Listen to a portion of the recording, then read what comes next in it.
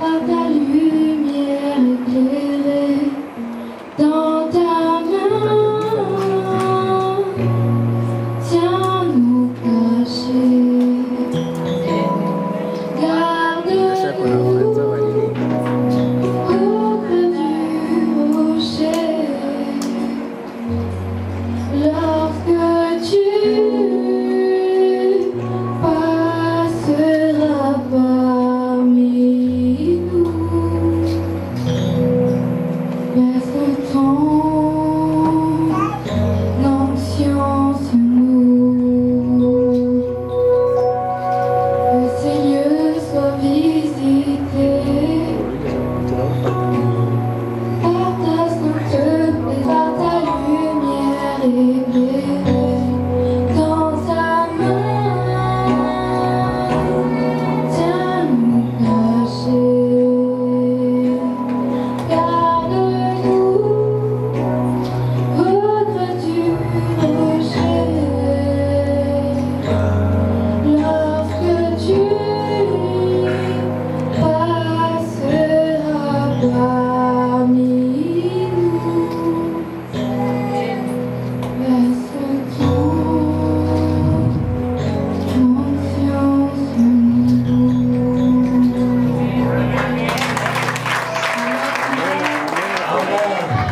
Je remercie le Seigneur pour ma été compliqué, kandi byawe urugamba ndetse ari ibintu bitameze neza, mais aujourd'hui le Seigneur permet que je sois là avec vous ariko uyu munsi Imana yemeye ko mbana namwe hagati muri mwe, et c'est vraiment une grâce d'être parmi vous. kandi ndagiriwe ubuntu bwo kuba ndi hagati muri mwe. Amen.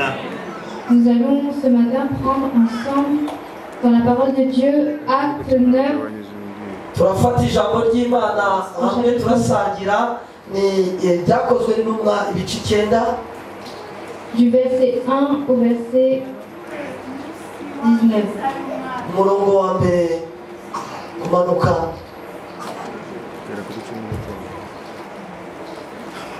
jusqu'à 19. 19. jusqu'à 9, chapitre 9, verset 1 jusqu'à 19. Ok. Kugeza 19, kuva ku murongo wa mbere kugeza kuri 19. duhaguruke twubahe ijambo ry'Imana. Byakozwe n'intumwa ibice 9 umurongo wa mbere kugeza 19. Utwo ijambo uravuga ngo Yesu abonekera Sawuli mu nzira ijya i Damasiko. Ariko Sawuli akomeza gukangisha abigishwa b'umwami ko bicwa, ajya ku mutambyi mukuru amusaba inzandiko zo guha abamasinagogi y'i Damasiko, kugira ngo nabona abantu b'inzira ya Yesu, abagabo cyangwa abagore, ababohe abajyane i Yerusalemu. Akigenda yenda gusohora i Damasiko, umucyo uramutungura uvuye mu ijuru uramugota, agwa hasi yumva ijwi rimubaza riti, Sawuli, Sawuli, undenganiriza iki? Aramubaza ati, urinde mwami? Nawe ati, ndi Yesu urenganya. Ariko haguruka ujye mu mudugudu uzabwirwa ibyo ukwiriye gukora. Abagabo bajyane nawe bahagarara badakoma, kuko bumvise iryo jwi batagize umuntu babona. Sawuli arabyuka arambuye amaso ntiyagira icyo areba, baramurandata bamujyana i Damasiko. Amarayo 3 atareba, atarya kandi atanywa. I Damasiko hari umwigisha witwaga Ananiya. Umwami Yesu aramubonekera aramuhamagara ati, Ananiya. Nawe ati, karame mwami. Umwami aramubwira ati, haguruka ujye mu nzira yitwa Igorogoti, ushakire mu nzu ya Yuda umuntu witwa Sawuli w'Itabuso, kuko ubu ngubu asenga. Kandi nawe abonye mwiyereka umuntu witwa Ananiya yinjira, amurambikaho ibiganza kugira ngo amuheke. Ananiya aramusubiza ati, mwami, uwo muntu numvise benshi bamuvuga uko yagiriraga nabi abera bawe bari i Yerusalemu, kandi nino afite ubutware abuhawe n'abatambyi bakuru bwo kuboha abambaza izina ryawe. Umwami aramusubiza ati, genda, kuko uwo muntu ari gukoreshwa n'itoranirije. ngo yogeze izina ryanjye imbere y'abanyamahanga n'abami n'abisirayeli, nanjye nzamwereka ibyo azababazwa nawe uburyo ari byinshi bamuhora izina ryanjye. Ananiya aragenda yinjira mu nzu, amurambikaho ibiganza, aramubwira ati, Sawuli mwene data, umwami Yesu wakubonekeye mu nzira waturutsemo arantumye ngo uhumuke wuzuzwe umwuka wera. Uwo mwanya ibisa n'imboneranyi bimuva ku maso, arahumuka, arahaguruka, arabatizwa. Amaze gufungura abona intege, amarana iminsi n'abigishwa b'i Damasiko. Amen. Amen. Amen.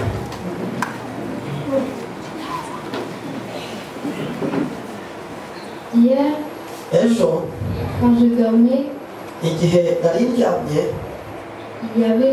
j'ai vu une dame nabonaga umugore, et cette dame me disait de parler du changement. uwo mudamu arambwira ati uraganira ku byerekeranye n'impinduka. Que quand je prêche ici, je dois parler du changement. uwo mwanya ngiye kubwiriza ku byerekeranye n'impinduka, guhinduka.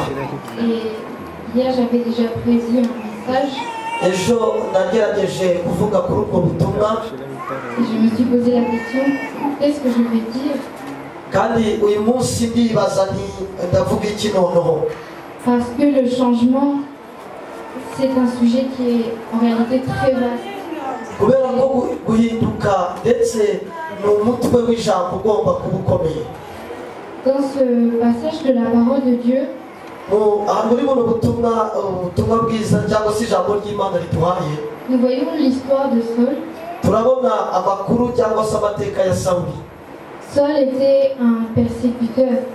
ni ukuvuga ngo Sawuli yari umuntu ubabaza ubwoko bw'Imana. C'était quelqu'un qui connaissait la loi, ni umuntu wari uzi amategeko, qui connaissait très bien la loi, yari azi neza amategeko, mais c'était quelqu'un qui était contre Christ.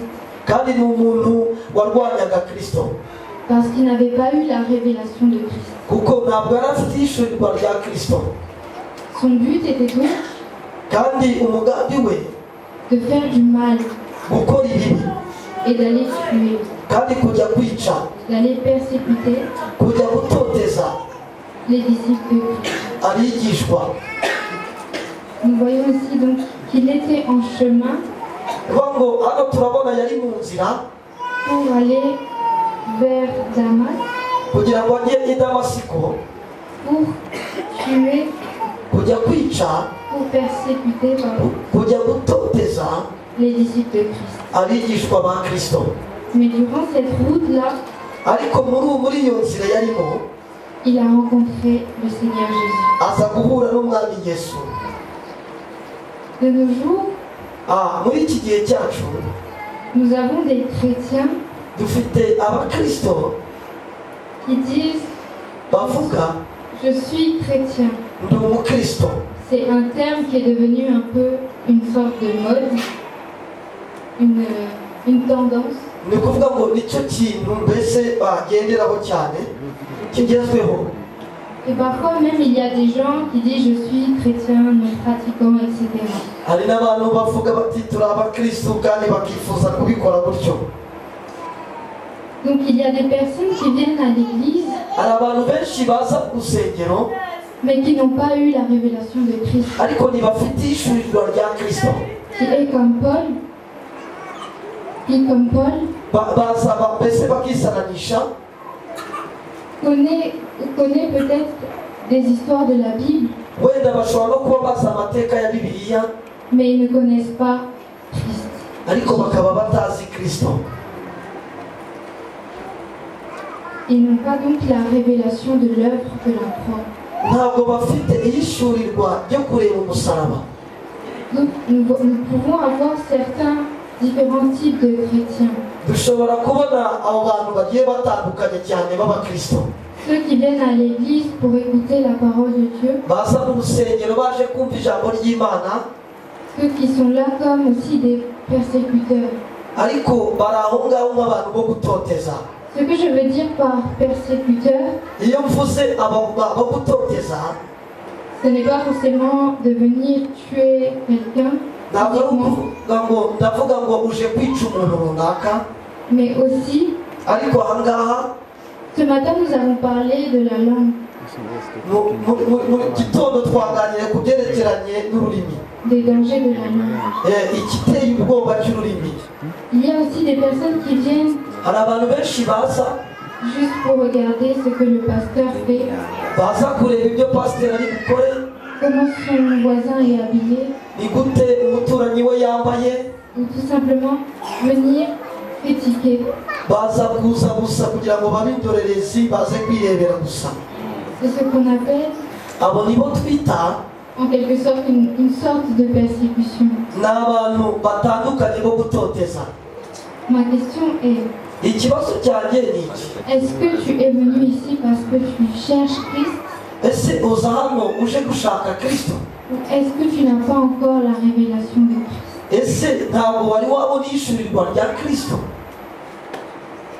Je disais, ndavuga ngo celui qui persécute umuntu utoteza est en train de persécuter, qui persécute l'Église, qui persécute les disciples de Christ. uza gutoteza abigishwa ba Kristo, abari gutoteza Kristo. En réalité, comme il est écrit, mu by'ukuri nk'uko byanditswe, il persécute Jésus-Christ lui-même. yarimo atoteza Yesu Kristo wenyine. Donc si toi qui es serviteur, servant de Dieu, niba uri umukozi w'Imana cyangwa se umujyakazi w'Imana, tu es face à des critiques ou à des persécutions, ni ukuvuga ngo ukaba uri mu uza gutoteza, sache que c'est Christ menya qui ko est Kristo, persécuté. menya ko ari Kristo uri gutoteza. Jésus Yesu était intervenu sur le chemin de Damas Yesu yaje gutabara mu nzira y'i Damasi, et il s'était donc révélé à Saoul, aza kwiyereka Sawuli. qui était donc ce persécuteur. yari umuntu wo gutoteza.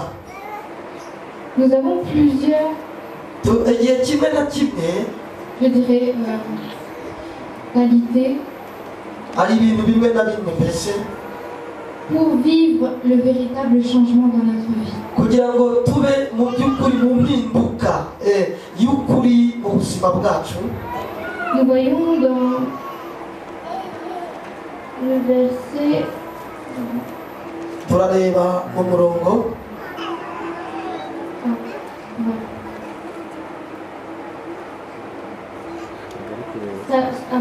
quand Saoul a rencontré Jésus, quand Jésus s'est révélé à Saoul, mu gihe Yesu yiyerekaga Sawuli, Jésus lui dit, Yesu yaramubwiye,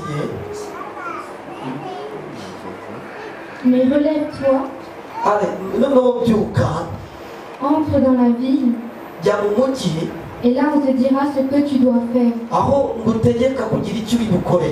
Donc après avoir vu Jésus, nyuma yo kubona Yesu, après avoir eu la révélation de Jésus, nyuma yo kubona ishurirwa rya Yesu, Jésus a demandé à Saoul, Yesu yasabye Sawuli de suivre kumukurikira, le chemin que Jésus lui donnait à suivre. gukurikira inzira Yesu akeneye ko Sawuli ari bukurikire.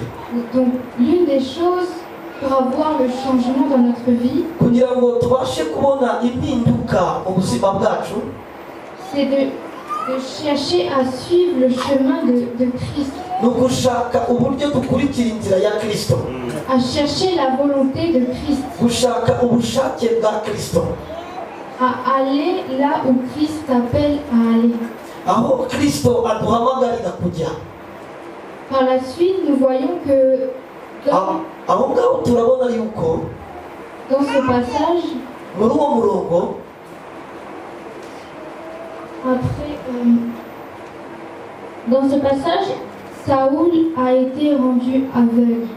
ni ukuvuga ngo muri uwo murongo turabona ko Sawuli yaje kuba impumyi. Pendant 3 jours, nyuma y'iminsi 3 il ne mangeait pas et il ne buvait pas. ntabwo yaryaga, nta nubwo yagiraga icyo kunywa. Et ce passage-là, ce verset-là qui dit que uwo murongo ndetse n'icyo cyanditswe kiratubwira Saul il resta aveugle pendant 3 jours, Sawuli yakomeje kuguma iminsi 3, ne mangea ni bu. ava nta kurya nta kunywa. m'a fait penser à la mort et à la résurrection de Christ. kandi byagaragazaga urupfu ndetse no kuzuka kwa Kristo. Donc, une autre qualité afin d'avoir le changement dans notre vie, uburyo bw'uburyo ubwo aribwo bwose bwo kugira ngo tubone impinduka muri Kristo, c'est le fait de mourir à soi-même ugomba kumanza wowe ubwawe ugapfa afin de ressusciter avec Christ. kugira ngo ubashe kuzukana na Kristo. Quand nous acceptons de suivre Jésus kugira ngo wakire gukurikira Yesu, et de l'accepter dans notre cœur, ugomba no kwakira, il y a des changements qui doivent se produire. hari impinduka igomba kugaragara kuri wowe. C'est-à-dire, bishatse kuvuga mu mbabarire, nous devons accepter de mourir à nos propres désirs, tugomba kwemera gupfa mu ngeso zacu, mu bitunezeza tukamanza tukabipfamo, accepter de mourir à nous-mêmes tukamanza kwakira gupfa ubwacu, et changer kandi tugabona impinduka, notre façon de penser guhinduka mu ntekerezo zacu, afin de vivre kugira ngo tubashe kubaho selon la vérité de la parole de Dieu. nk'uko ukuri kw'ijambo ry'Imana bivuga. Par la suite, ndetse nyuma usoza aho hepfo, nous voyons que Saul s'est rendu turabona ko Sawuli yaje kwisanga vers Ananias. kugera kwa Ananiyasi. Ananias a eu aussi la révélation de Paul, Ananiyasi yari afite ishurirwa rya Pawulo, car le Seigneur lui a dit, lève-toi nk'uko umwami yamubwiye ngo byuka, et va dans la rue genda ugiye mu muhanda, que l'on appelle droite, jya ahantu bita iburyo, et demande à voir un nommé Saul. uraza kubona uhure n'umuntu witwa Sawuli. Donc, Ananias était un disciple de Christ. Ananiyasi yari umwigisha wa Yesu Kristo. Il avait donc cette mission-là yari afite ubwo butumwa cyangwa uwo murimo d'aller vers Saul. kujya kwa Sawuli. Sur le moment quand Dieu lui a parlé de Saul, igihe Imana yavuganaga na Sawuli, il savait que Saul était un persécuteur. Imana yari izi yuko Sawuli ari umuntu wo gutoteza, Mais il a obéi à ce que Dieu lui a dit. ariko yubahiriza ibyo Imana yavuze.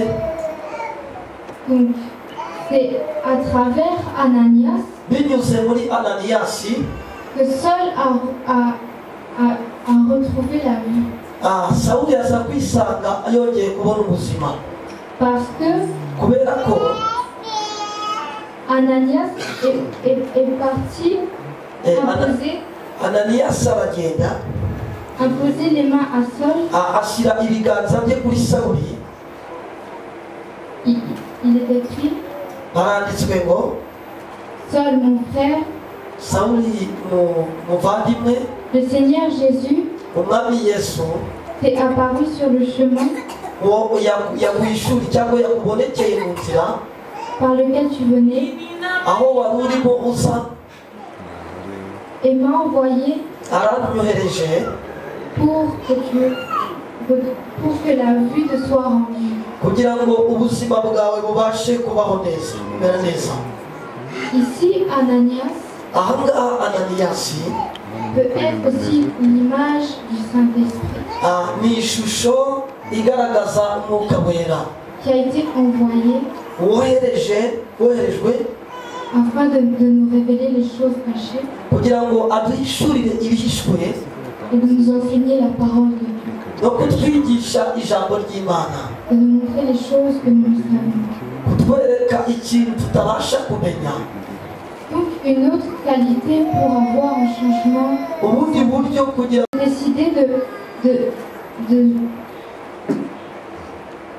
de suivre ni ugufata icyemezo cyo gukurikira l'enseignement que l'Esprit de Dieu nous donne, inyigisho umwuka wera aduha, de méditer la parole de Dieu. gutekereza ku ijambo ry'Imana, Parce que Dieu nous dit dans sa parole, kubera ko Imana itubwira mu ijambo ryayo, vous connaîtrez la vérité muzamenya ukuri, et la vérité vous affranchira. kandi ukuri kuzababatura. Donc pour conclure, Ni ukuvuga ngo mugomba kumenya, nous avons vu 3 points importants. turabona uburyo ibintu bitatu by'agaciro by'ingenzi. C'est de suivre le chemin que Christ nous indique, Gukurikira inzira Kristo atubwiye kujyamo, mourir à soi-même gupfa ubwawe ku giti cyawe, et choisir de vivre la parole de Dieu no gutoranya kuba mu ijambo ry'Imana avec l'aide de l'Esprit. hamwe n'ubufasha bw'Umwuka Wera. Je nous invite donc à prier pour cela, afin que Dieu Gusenga ari kugira ngo aze gusenga kugira ngo Imana, afin que son esprit kugira ngo Umwuka w'Imana voit tout pan détail qu'il y avait dans nos yeux. kugira ngo igaragare ku maso yacu. Si auparavant tu n'avais pas de révélation, Vuga ngo bwa mbere nta hishurirwa wari ufite, si avant tu méditais la parole de Dieu mais que tu ne comprenais rien, gutekereza ijambo ry'Imana ntumenye ikintu runaka, je t'invite à prier ndakurarikira gusenga afin que l'Esprit de Dieu kugira ngo Umwuka Wera te révèle ta parole. aguhishurire ijambo rye. Nous allons prier. Vuga ngo tugiye gusenga, reka dusabe mwene data hariya aze asenge.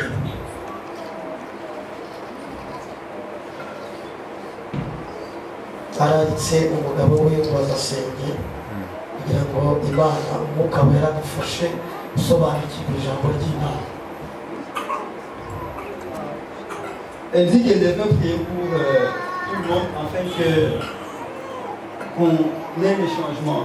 Vuga ngo agusenga kwa buri muntu wese kugira ngo ahinduke. Je prie au nom de Jésus. Turasenga mu izina rya Yesu. Seigneur mon Dieu, je te remercie pour ta parole. Je te remercie pour toutes les personnes qui sont là, présentes pour écouter ta parole. Mwizina rya Yesu Seigneur, je prie que dukeneye agakiza kandi agakiza kakwiriye abihannye mu gihe ny'ikimana gukizwa kandi twikize tumara amase.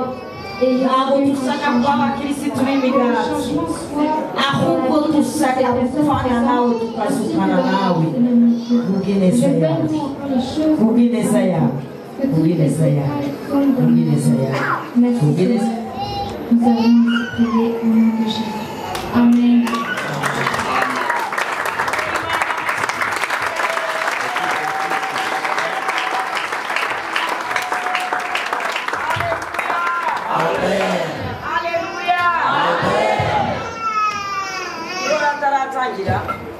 Uyu wayanza, yero yayanza.